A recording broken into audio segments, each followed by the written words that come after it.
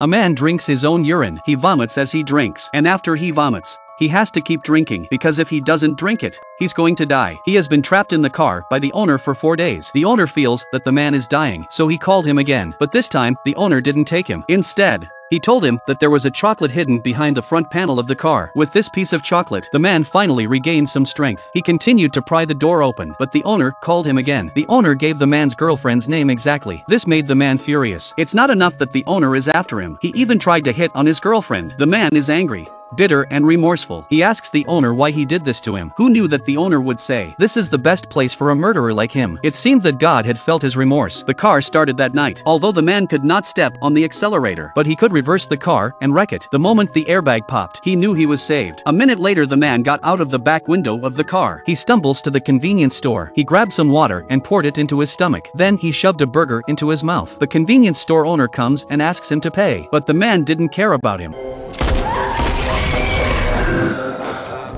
It was all a dream he had just had. God won't give him a chance to be a man of his sins, because as he lives, more people will die. The man breathes heavily. At this point, the owner of the car, who had been trapping him, finally showed himself. He got in and sprayed the car with alcohol. Then he cleaned the wound on the man's leg while the owner was on the phone. The man shot him and escaped, but his shot didn't hit the owner. He was soon taken back into the car. Luckily, a police officer saw the scene. It wasn't long before the owner of the car was surrounded by them. Although the man was a criminal, but if the owner of the car kills him, the owner would be a criminal too. The officer went up to the owner and advised him there was no need to ruin himself for a bad man. He seemed to be convinced. The owner finally let go of the man, but he didn't raise his hands in surrender. Instead, he got into the car. He took his phone out and put it on the roof of the car. He saw the countdown on it. The officer feels bad.